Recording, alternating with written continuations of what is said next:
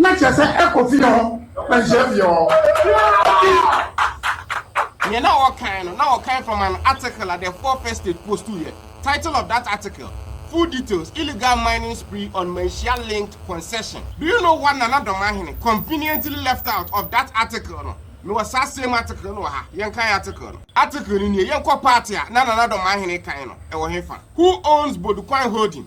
Incorporation records from the Office of the Registrar of Companies show that Bodukwan Holding is closely linked to Mensia Palace. The company's beneficial owner, Nene Dua Bonsu, serves as a co-director alongside Mujib Rahman Ahmed, a lawyer for Mensia Palace, and Julia Ama Ejapa Amani, widely known as Lady Julia, the wife of the ASANTE HENE. Those names na mabubono, omo NASU mudinda companies so, omo ko registrar of companies hono. Na yen skipun ko baby an ADOMA mfanka na asem no ho. Baby at the 4th Estate reaching out to a man for now, kind of mudinda company no so. When contacted, Mujib Rahman Ahmed, a lawyer for Mensia, denied any involvement in illegal mining. He insisted that Bodukwan Holding had not begun operations at its site near Bibiani, let alone engaged in mining.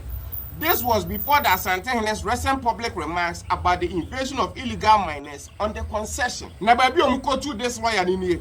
I say, if anyone is there, we need to deal with them. Mr. Rahman told the 4th Estate, we have no knowledge of any such activity. If someone is mining in our name, it is wrong. We are not aware of it. This is from the lawyer from Mensia, lose almost statement. No.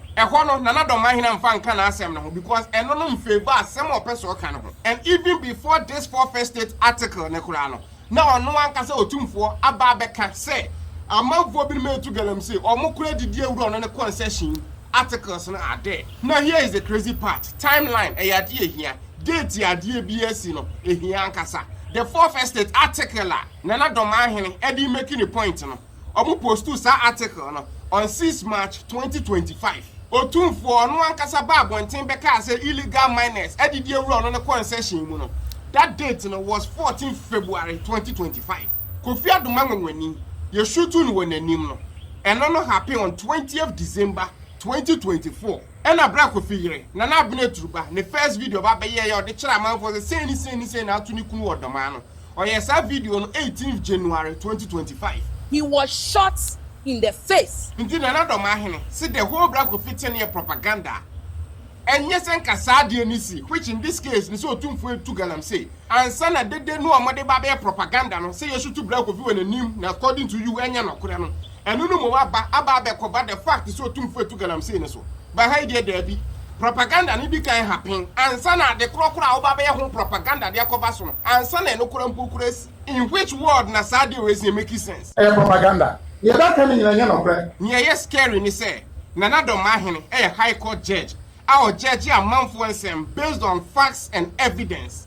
But when it comes to this specific case here, according to him, propaganda no could be any.